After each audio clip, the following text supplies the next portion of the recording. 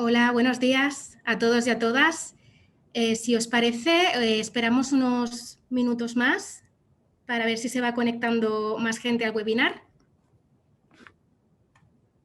antes de iniciarlo.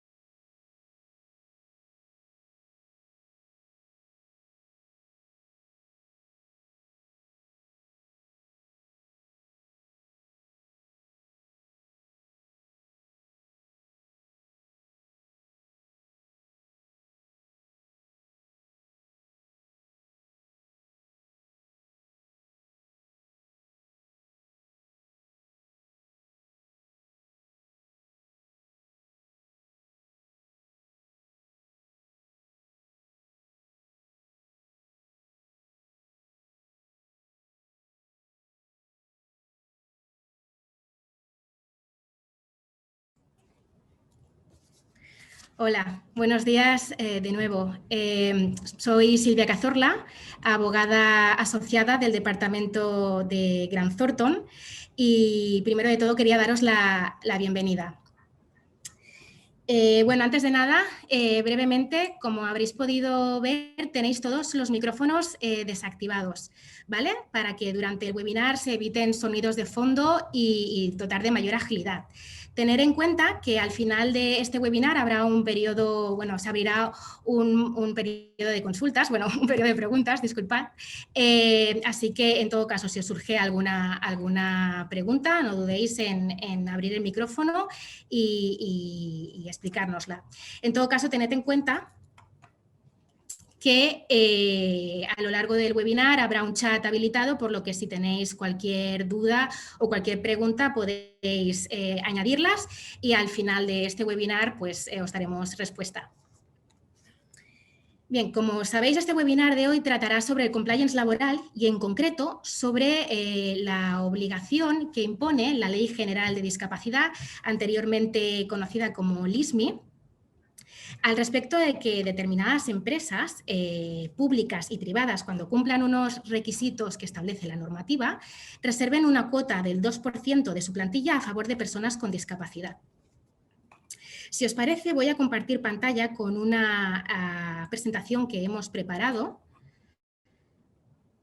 para ir ilustrando el webinar. Creo que os aparece a todos en pantalla. A ver, disculpad un momento.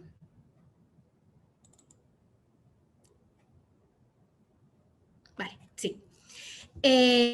Bueno, en primer lugar, ya sabéis que la norma impone esta obligación con el objetivo de efectivamente incluir a las personas con capacidades diferentes, las personas con discapacidad en el mercado ordinario de trabajo y fomentar así su contratación.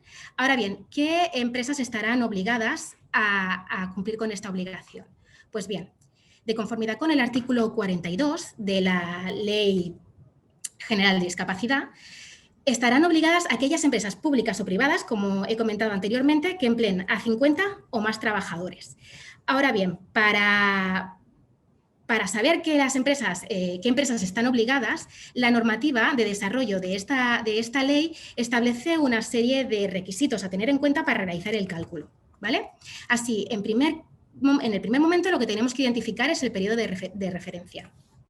La norma establece que para realizar el cálculo del promedio de la plantilla que la empresa tenga, se tendrá que tener en cuenta los 12 meses inmediatamente anteriores al momento en el que se realice la comprobación. De esta forma ya podemos partir de que no será el número de trabajadores que la empresa tenga en el momento en que realice la comprobación, sino el promedio de los trabajadores que haya empleado durante el último año. Igualmente, hay que tener en cuenta que no computarán de la misma forma los trabajadores contratados mediante contratación indefinida que los empleados contratados mediante contratos temporales. De esta forma, una vez ya establecido el periodo de referencia, tenemos que tener en cuenta que aquellos trabajadores indefinidos o aquellos trabajadores que se hayan contratado mediante contratos de puesta a disposición temporal superior al año computarán como un trabajador durante todos los meses que presten servicios durante el periodo de referencia. Es decir, se tendrá que analizar el promedio de los trabajadores. Ahora bien, aquellos trabajadores con contrato temporal de hasta un año o inferior tendrán que calcularse en función de los días trabajados, de manera que cada 200 días trabajados o fracción se computará como una persona más. Es decir, para el cálculo de los trabajadores temporales tendremos que tener en cuenta los días que estos han trabajado, incluyendo festivos, descansos semanales y vacaciones, dividido por 200. Y de esta forma conseguiremos la media de los empleados contratados por la empresa durante el periodo de referencia mediante contratos temporales inferiores al año o de incluso hasta un año. Hay que tener en cuenta que la normativa no establece ninguna peculiaridad para los contratos a tiempo parcial, de manera que computarán de la misma forma dependiendo del tipo de contrato que tengan, si indefinido o temporal. De igual forma, los trabajadores contratados mediante el contrato de fijos discontinuos computarán como un empleado como trabajadores indefinidos que son. Pues bien, una vez tengamos el resultado de aplicar estos dos promedios, tanto de los trabajadores indefinidos como de los trabajadores temporales durante el periodo de referencia, lo que tendremos que hacer es sumar estas dos números que nos dé.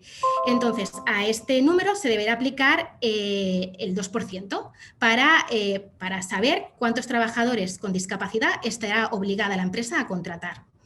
Hay que tener en cuenta que, aunque la normativa no establece nada al respecto de cómo debe realizarse el redondeo de los decimales que nos pueda dar la aplicación de esta fórmula, la Inspección de Trabajo, en un criterio técnico bastante conocido dentro de lo que es esta normativa en el año 2016, dispuso que el redondeo debe realizarse a la baja. En todo caso, es decir, prescindiendo de aquellos decimales que nos pueda dar. En todo caso, hay que tener en cuenta que la normativa procedimental de Cataluña, el decreto 86/2015, estableció que cuando la fracción que resulte sea igual o mayor a 0,5, el redondeo se deberá hacer a la alta. No obstante, y aunque la norma efectivamente dispone esto, hay que tener en cuenta que la Dirección General de Empleo, en diversas consultas que se le han realizado, ha asegurado que el redondeo debe realizarse a la baja con independencia de lo que establezca las normativas de desarrollo de cada comunidad autónoma. Por cuanto la Ley General de Discapacidad se trata de una norma, es legislación básica laboral y por lo tanto de exclusiva competencia estatal. Por tanto, ¿cuántos trabajadores deberemos contratar? Teniendo en cuenta que el redondeo debe realizarse a la baja, la idea es que aquellas empresas que no lleguen a los 50 empleados después de realizar el cálculo, teniendo en cuenta los parámetros que os hemos comentado con anterioridad, será 0. Ahora bien, cuando la empresa tenga un promedio de trabajadores de entre 50 y 99, deberá contratar a una persona con discapacidad.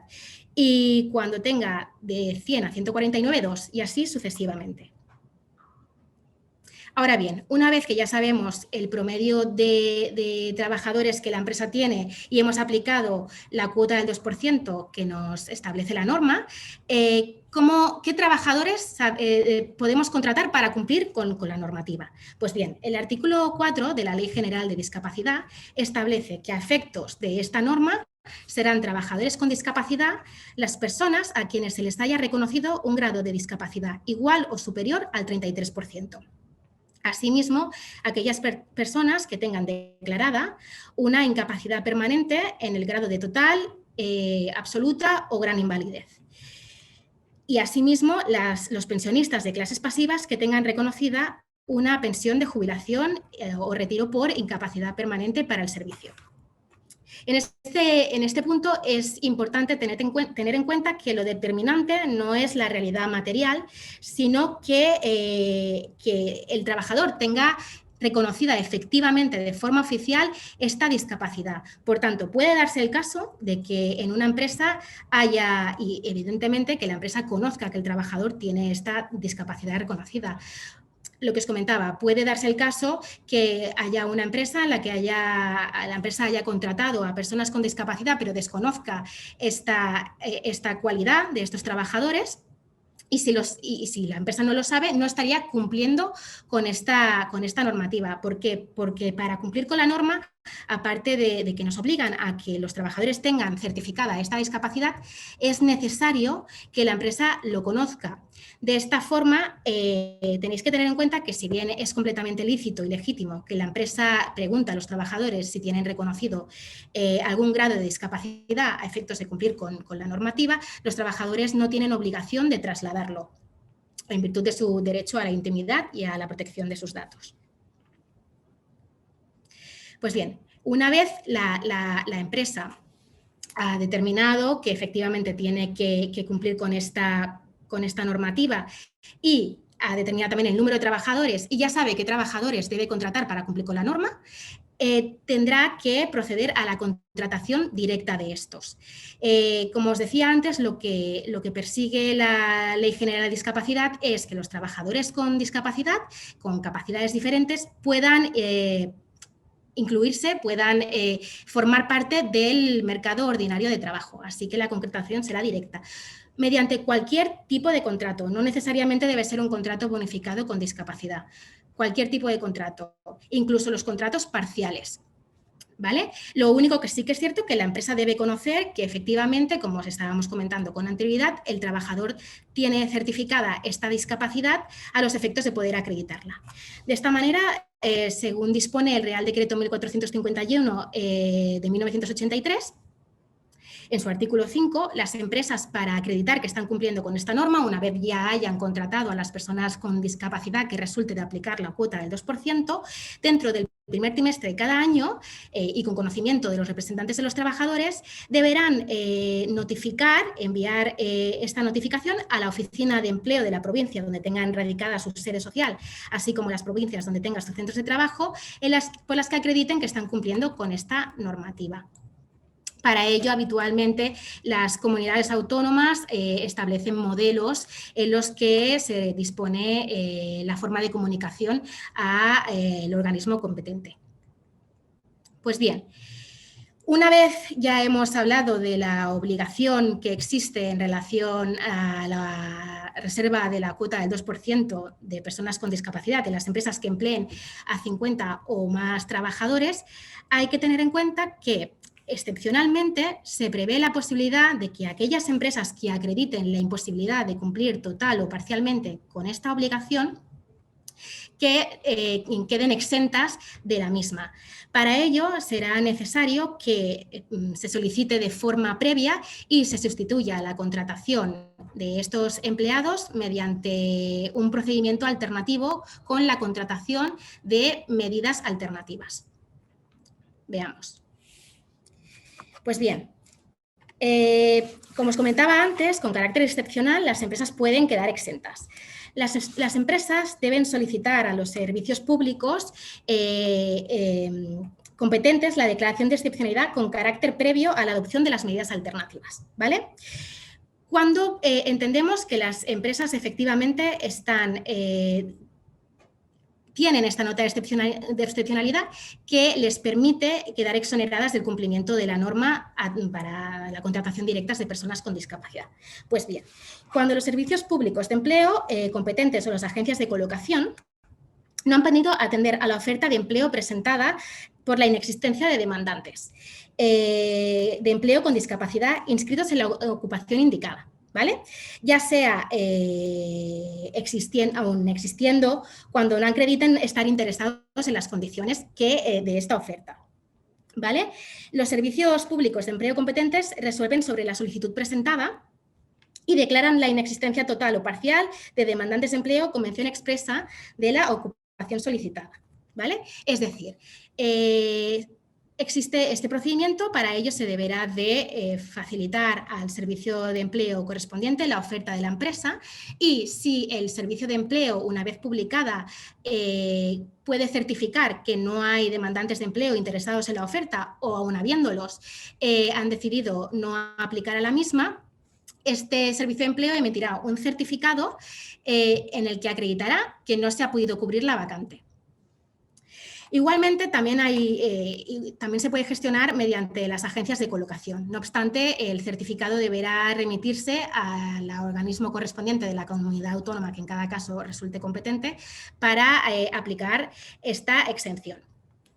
O bien cuando existan, y así se acrediten por la empresa, cuestiones de carácter productivo, organizativo, técnico o económico, que motiven la especial dificultad para incorporar trabajadores con discapacidad a la plantilla de la empresa.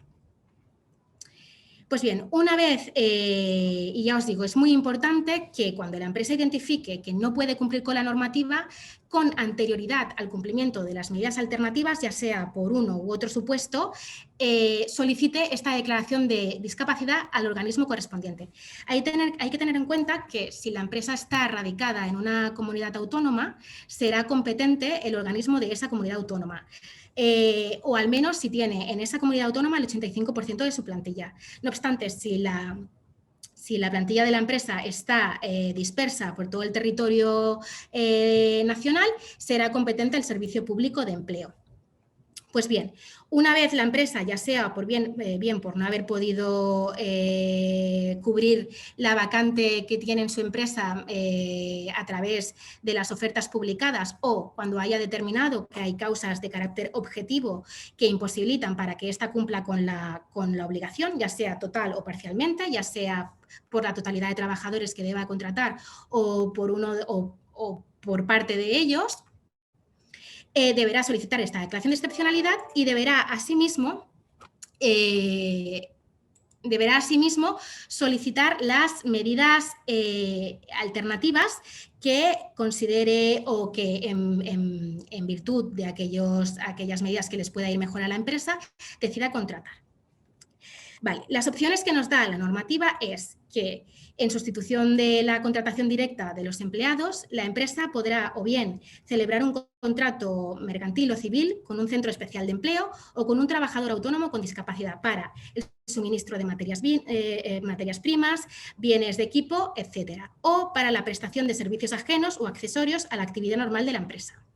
Asimismo, otra de las medidas alternativas que la empresa puede contratar para sustituir la obligación de la contratación directa de estas personas con discapacidad es la constitución de un enclave laboral previa suscripción del correspondiente contrato con un centro especial de empleo. Tanto la medida 1 como la medida 2, es decir, el contrato con un centro de empleo, ya sea para el suministro de materias primas, bienes de equipo, etcétera, como para la prestación de servicios ajenos o accesorios a la actividad normal de la empresa, deberá tener un importe anual que deberá corresponderse a 3 veces el IPREM sin pagas extraordinarias por cada persona discapacitada dejada de contratar. ¿Vale? Por otra parte, también hay otra opción en la que la empresa directamente no recibe una contraprestación por el servicio que se refiere a las donaciones o acciones de patrocinio. Es decir, la empresa también puede establecer como medida alternativa la donación a entidades de utilidad pública que acrediten entre sus fines sociales la integración de las personas discapacitadas en el mercado laboral. En este caso, el importe de la medida será algo inferior. Deberá ser el IMPREM, sin pagas extraordinarias, por 1,5 por cada persona discapacitada dejada de contratar. ¿Vale? Aunque sí que es cierto que se tiene que tener en cuenta que esta medida alternativa debe ser necesariamente dineraria. No puede establecerse cualquier otro tipo de compensación en salario en especie o cualquier otro tipo de retribución que se pueda realizar a los centros a las entidades públicas establecidas. Para esto tened en cuenta que hay muchas entidades publicadas para poder acceder a ellas y ver si efectivamente cumplen con los requisitos que establece la normativa. Pues bien, una vez la empresa ha iniciado el procedimiento para solicitar la declaración excepcional, que repito, porque no sé si lo he acabado de explicar correctamente, debe ser previo a la contratación de las medidas alternativas, deberá generarse todo un procedimiento para comprobar que efectivamente la empresa está cumpliendo, ¿vale? Es decir, una vez la empresa determina por uno u otro motivo, como os hemos explicado con anterioridad, que no puede contratar a personas con discapacidad, solicita frente al organismo competente esta declaración de excepcionalidad.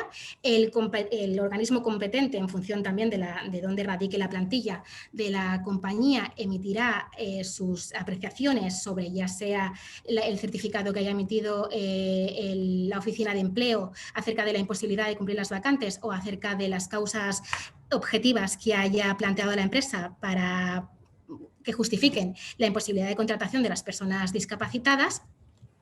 Y esta, además de aprobar la declaración de excepcionalidad, autorizará a que se apliquen las medidas alternativas. Como os he comentado antes, las medidas alternativas son a elección de la empresa, siempre y cuando se cumplan con los requisitos que establece la normativa en relación con el importe de los contratos. ¿Vale? Una vez la empresa ha presentado esta declaración de excepcionalidad, hay que tener en cuenta que el organismo competente tendrá 2 meses para emitir su dictamen en sentido de autorizar o no a la empresa. Hay que tener en cuenta también que si el organismo competente no emite resolución expresa, el silencio se deberá entender como positivo. ¿Vale? Es decir, que si solicitamos esta declaración de excepcionalidad y el organismo competente no resuelve en el periodo de 2 meses, hemos de tener la solicitud como aprobada. Pues bien, una vez que ya hemos iniciado este procedimiento, hay que tener en cuenta que las empresas que efectivamente opten por el mismo deberán de acreditar que se ha cumplido con estas medidas alternativas mediante la remisión anual de una memoria con descripción detallada del cumplimiento de las medidas, que deberá ser remitida al organismo competente en cada caso. Ahora bien, ¿qué ocurre si incumplimos con estas medidas que nos establece la Ley General de Discapacidad? Tanto ya sea mediante la contratación directa de los empleados, que la empresa tenga esta obligación y no los contrate a estas personas con discapacidad, ya sea porque no los contrata y tampoco ha acreditado que no pueda mediante la solicitud previa de la declaración de excepcionalidad y no ha contratado las medidas alternativas, o aún habiendo contratado las medidas alternativas no ha seguido el procedimiento tal y como lo dicta la normativa. Es decir, a veces nos ocurre que tenemos clientes que efectivamente han contratado medidas alternativas, cumplen los contratos con los importes que establece la normativa, no obstante, no se ha pedido la autorización previa declarando la excepcionalidad de la empresa. Pues en ese caso, aunque la empresa haya contratado a estas medidas alternativas cumpliendo con los importes que establece la normativa, habrá incumplido, porque es un requisito necesario, es un requisito que establece la norma, que previo a contratar estas medidas alternativas, a sustituir la contratación directa por estas medidas, la empresa debe haber solicitado la declaración de excepcionalidad. Pues bien, para ello, como podéis ver en la pantalla, es considerado por el artículo 15.3 de la LISOS, el incumplimiento como una infracción grave. el importe de la sanción va entre una horquilla de 626 euros hasta 6.250. Hay que tener en cuenta que para la graduación de la sanción dependerá del criterio de la inspección y también de las circunstancias de cada caso. Sí que es cierto que es importante tener en cuenta que la sanción se establece por el incumplimiento, no por cada trabajador dejado de contratar en función de la cuota de reserva que pueda tener la compañía, ¿vale? Asimismo, hay que tener en cuenta que la normativa establece que, de igual manera, se sancionará a la compañía mediante la prohibición absoluta de contratar con las administraciones públicas. Ahora bien, esto se deja a desarrollo reglamentario y a día de hoy no ha sido desarrollado, ¿vale? Por lo tanto, hasta el momento en el que se desarrolle, la incidencia que tendrá el incumplir con esta normativa será que los órganos de contratación ponderarán que los licitadores cumplan con lo dispuesto en vista de la declaración responsable aportada al efecto. Igualmente, hay que tener en cuenta que la ley de contratación pública establece como el primero de los posibles criterios de desempate para la adjudicación de contratos públicos la presencia en la empresa de una mayor cuota de trabajadores con discapacidad, primando en caso de igualdad el mayor número de trabajadores fijos. ¿Vale? Por lo tanto, es muy importante cumplir con esta normativa, pues no solamente nos pueden sancionar efectivamente por haber incumplido, sino que puede tener también consecuencias si la empresa pretende contratar con las administraciones públicas. Pues bien. Y a modo de gran resumen, estos serían los principales puntos a tener en cuenta. No sé si quizás he ido bastante rápida, pero en todo caso, si os parece y os surge cualquier duda, me las podéis ir trasladando. A ver, voy a ir mirando si os parece, porque he visto que en el chat se han ido incorporando ciertas preguntas, así que si os parece primero las voy leyendo y luego lo vamos comentando. A ver. Buenos días, si contratados a través de TT pueden considerarse. Para la empresa, bueno, hay que tener en cuenta que para la empresa usuaria, los trabajadores que se hayan puesto a disposición de esta computarán a efectos del cumplimiento de la cuota del 2%. No obstante, no computarán a efectos de determinar la plantilla para ver si estamos obligados o no a cumplir con la norma, ¿vale? Es decir, nos beneficia contratar a trabajadores puestos a disposición mediante STTs, pues sí computarán en el cumplimiento de la cuota del 2%. A ver. También me preguntan si para el cómputo de la plantilla se ha de tener en cuenta la empresa o el centro de trabajo. Se ha de tener en cuenta la empresa en su conjunto, no el centro de trabajo. Vale.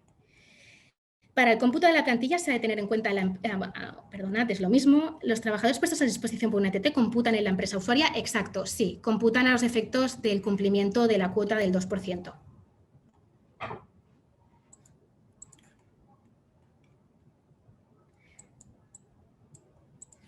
Vale, y luego me preguntan, ¿los trabajadores puestos a disposición para el cómputo de la plantilla se ha de tener en cuenta la empresa o el centro? Disculpad, esto ya son las mismas preguntas.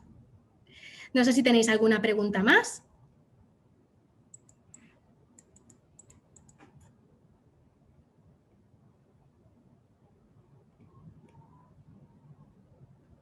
¿Ninguna?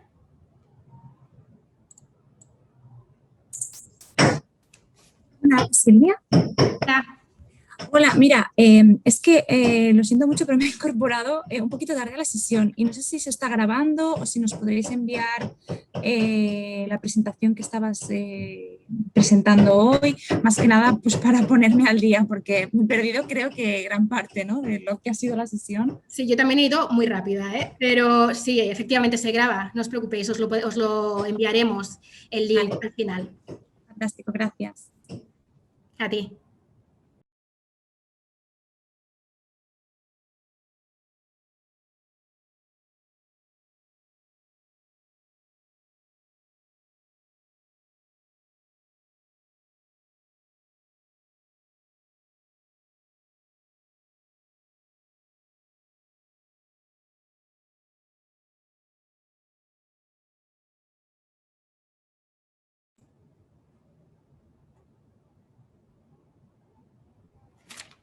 ¿Alguna pregunta?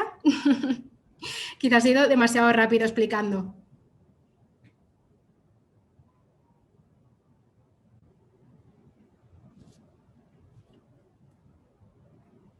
En todo caso, tened en cuenta que si os surge alguna duda respecto a lo que ya hemos hablado, nosotros estamos a vuestra completa disposición.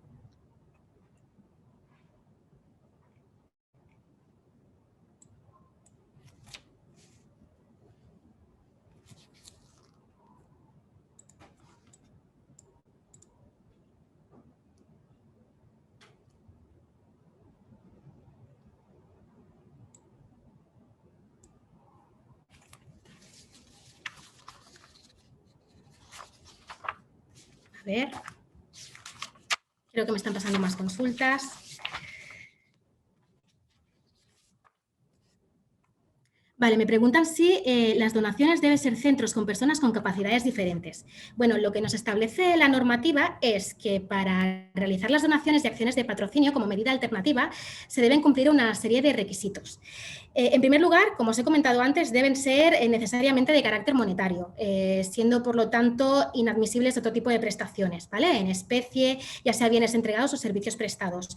Igualmente, la finalidad de la transmisión del dinero debe ser el desarrollo de actividades de inserción laboral y creación de empleo de personas con discapacidad, con capacidades diferentes, ¿de acuerdo?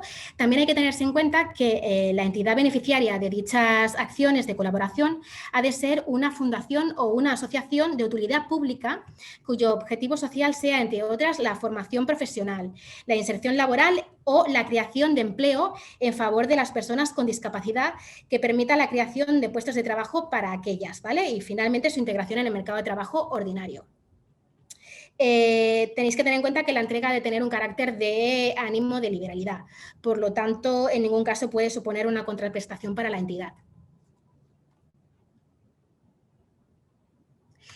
Me preguntan también si la petición de excepcionalidad se puede repetir un total de cuántos años consecutivos. No hay límite, siempre y cuando subsista la obligación, siempre y cuando subsista la imposibilidad de cumplir con esta obligación y subsista también la obligación por parte de las empresas de cumplir con esta norma.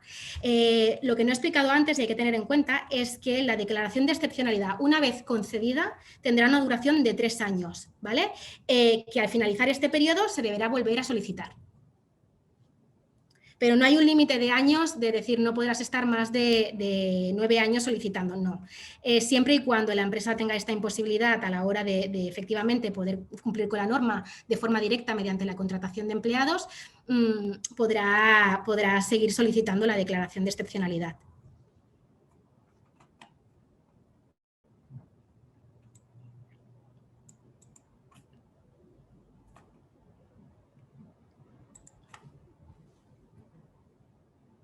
¿Hay alguna pregunta más?